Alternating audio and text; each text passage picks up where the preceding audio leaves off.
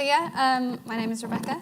I work for an e-commerce agency based in Stafford. They're called Interactive Web Solutions, but we like to shorten it to iWeb. So you know a little bit about me, so I'm not just a complete stranger up here on stage. I thought I'd put a little about me slide in. So I'm interested in Magento. I'm a Magento certified solution specialist, so that just means I'm obsessed with e-commerce. I love gin. That's another very strong obsession of mine. And I've got a YouTube channel that's all about Magento called MagenTube. I'm on Twitter. I have a website, and so does iWeb. Go and check them out. When I put forward this talk, for starters, I really didn't think that it would ever get accepted. At that point, I was, I think, just up to the year mark on my first ever project management role, which was, I got it through coming to this conference. I was a developer when I came to this conference, and it just inspired me to want to be a project manager. So that's what I went and did. I'm a bit closer to the two-year mark now, but I still do consider myself to be new to the business and learning on the job. And when it comes to digital project management, I still think that I'm playing through level 1. So this is me if I was an 8-bit character in Mario, playing digital project manager level 1. So this game, unlike many beloved games, has absolutely no set rules, no guarantees, there's no cheat codes. It's predictably unpredictable, as you probably all know. And you still want to play, don't you? So let's go, play level 1. So challenge number 1, hit 4 milestones. That's fine, that's cool. Yeah, we can do this, it's easy. So let's go, off we go. 4, there's another first milestone. Yes, nailed it, there we go. Next one. Oh, this is easy, we're picking up speed now. Third one, come on. Yes, and the last one, where is it? Oh, phone call, developer's called in sick.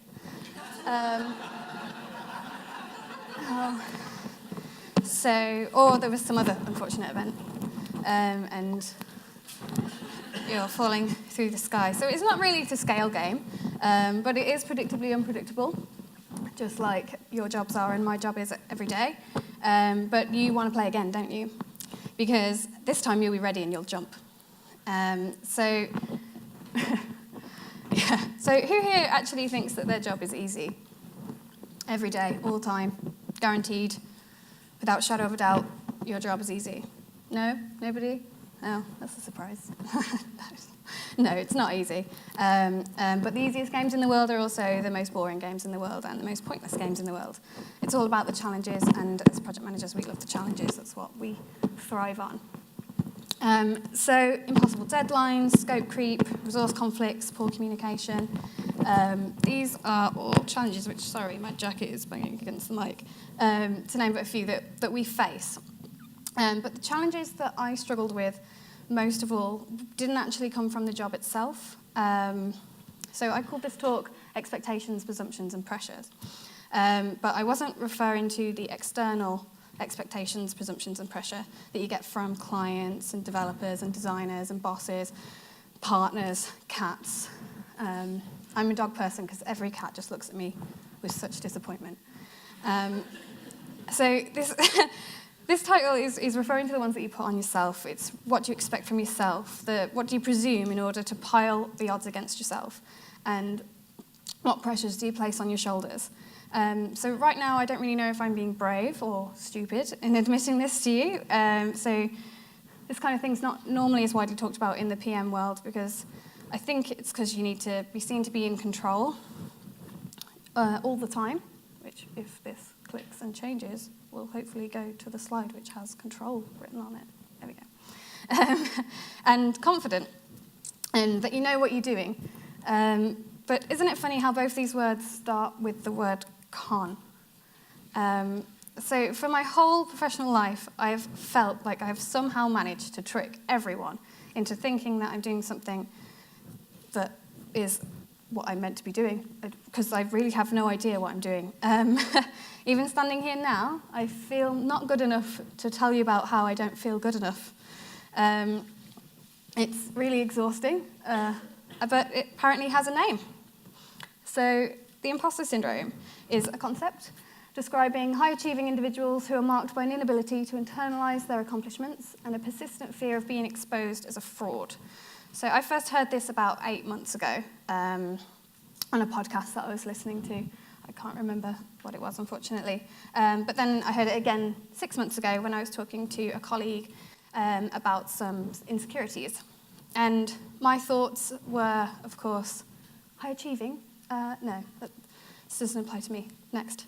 And it wasn't really until I had the confirmation email saying that I was going to get a lightning talk spot here, and I was feeling completely unworthy of this extremely high achievement, and that the little voice kept saying, I'm not good enough, I'm an imposter, but I don't have imposter syndrome, I'm just genuinely an imposter.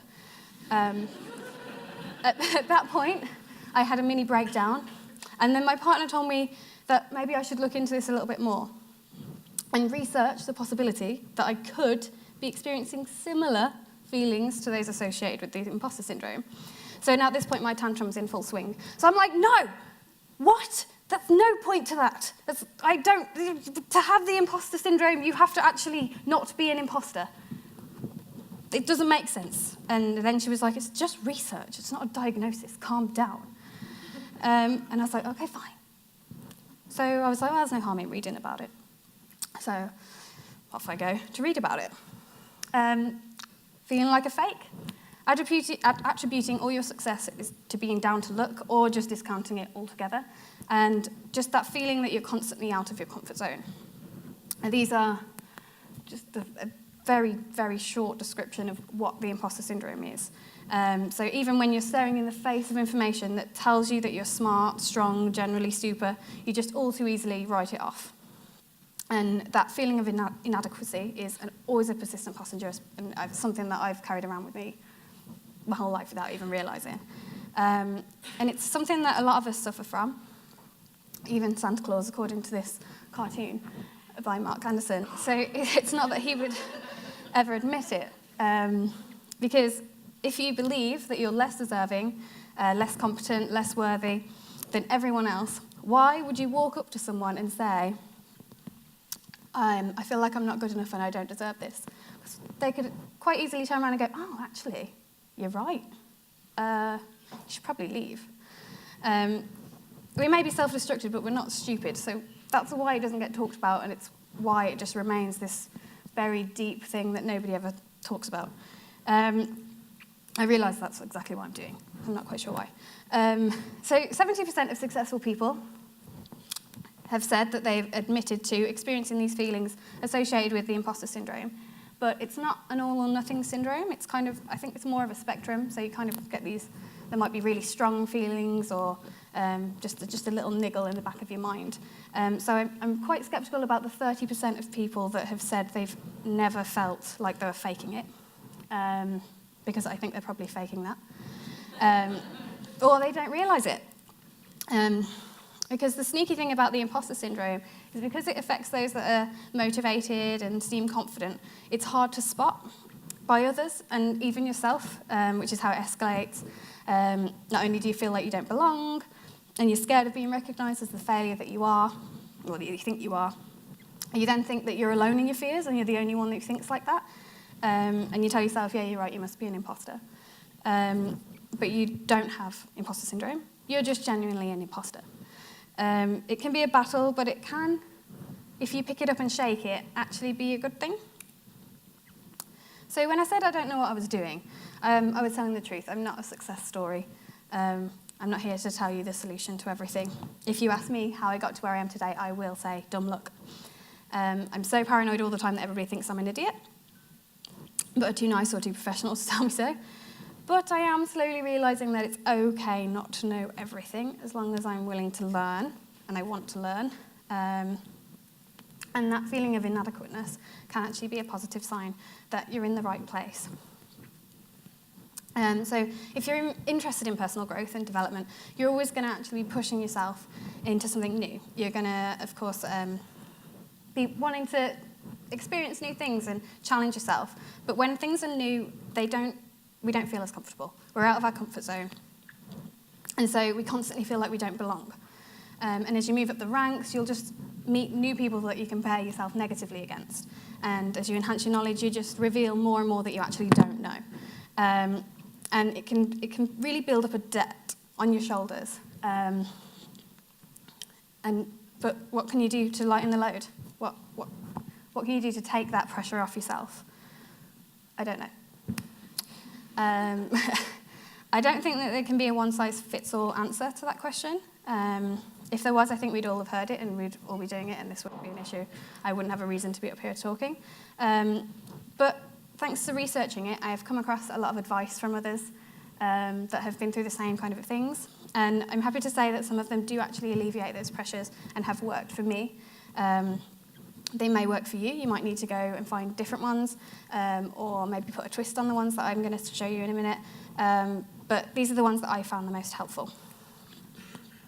So you are not your doubtful and negative thoughts. These are just thoughts. They're anti-thoughts. So you do have pro-thoughts, but the anti-thoughts are, of course, much, much louder. So I call my anti-thoughts the non-believers. And when they pop up, I shun them.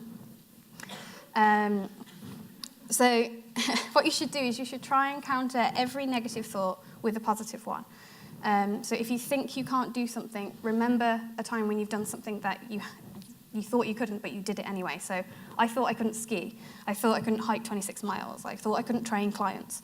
I thought I couldn't win a boxing match. I thought I couldn't speak in front of a big crowd of people. But I have done and are doing all of those things. So surely I can do anything. And you should shut up, non-believers. Yeah. And then sack off the comparisons. So I found a quote the other day that read, "Don't compare your insides to other people's outsides." So when I look at each and every one of you, I will instantly see something that is better about you than is about me. So be it material or not, be it that everybody around you is laughing, so you must be really funny, probably funnier than me, or your hair looks way better than mine, or anything, literally anything.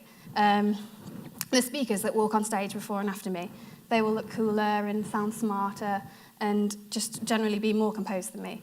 But an apple can look pristine on the outside while being bruised at the core. So try not to be too hard on yourself and realise that they're probably looking at you and thinking similar things themselves, because everybody's got their own insecurities, but they don't paint them on their outside. And then write happy things down in a private journal or notebook. It's just for you. It's just to make you feel that the good is more real and stop the bad from overshadowing it. So write down nice things that people say to you, whether it's, "Oh, that was a really nice cup of tea, you make the best coffee, your hair looks nice, good answer, good question." Just any little thing that is slightly complimentary that you notice, just take a moment to just write it down and think, "Oh, I did ask a good question then, or I did give a good answer to that question." And then another way to do this is to just take 30 minutes out of your day and write down any little ramblings that are going on in your head. So just pick up a pen and you can't put it down for 30 minutes. If you can't think of anything, just write, "I can't think of anything, I can't think of anything, I can't think of anything," until you actually think of anything. And it can be as random as cheesecake, or it can not make sense, like cheesecake. But it really doesn't matter. It's just about putting you more in touch with what's going on inside your head. So this quote is from a talk by Amy Cuddy. It was a TED talk about the importance of body language. It's a really great talk. I definitely recommend watching it if you haven't already. I can see a few people nodding, saying so they've obviously seen it because it is that good. So if you already feel like a fake, well, you might as well use that. If the funny thing is about pretending to be something that you're not, is you actually start to become it. So if you pretend that you're confident, you actually start to become more confident. And this is something that Amy Cuddy talks about a lot in her talk. But I'd actually like to add something just to the end of that, which I believe should be there, is you should fake it until you become it, till you realise it was who you were all along.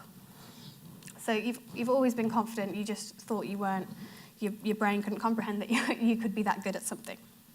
So back to those 30% of successful people that have never experienced any feelings associated with the imposter syndrome. If this is you, and you're pushing yourself, but you're lucky enough that the new doesn't faze you at all, then I'm extremely jealous. But it could be that maybe, perhaps you're not challenging yourself enough. Can you fake being more until you actually become more, only to realise that you were more the whole time? And those anti-thoughts just were blurring your vision of the good person that you were and how smart you were and the things that you could achieve. And when you do achieve something, just think, it's not luck, it's not good timing, and it's not a lie. It's an achievement and you deserve it because you're awesome. And that's it. Thank you.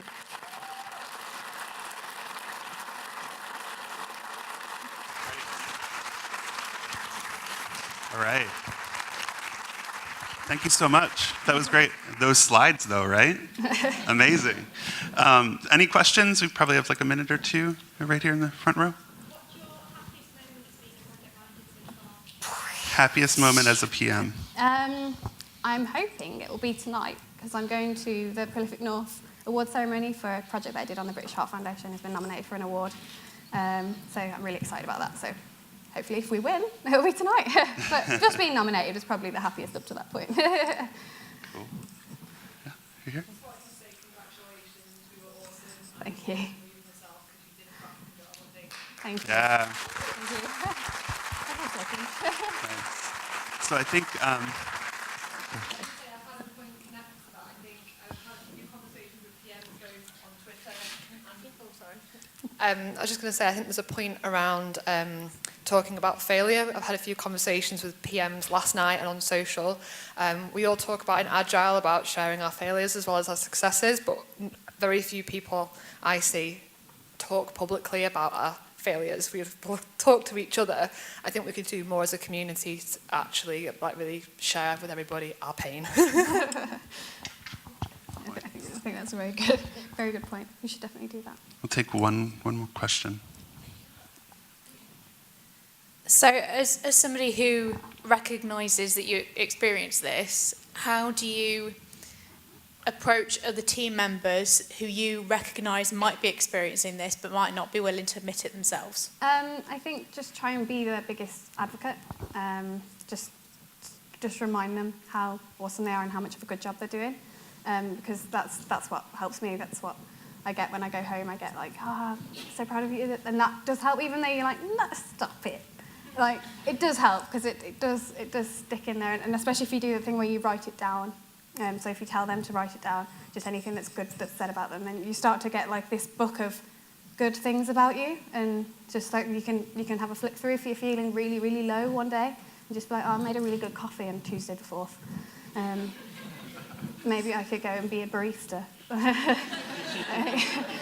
So, yeah, that's what I'd say. So great. Thank you so much again. Thanks. Thanks, Rebecca.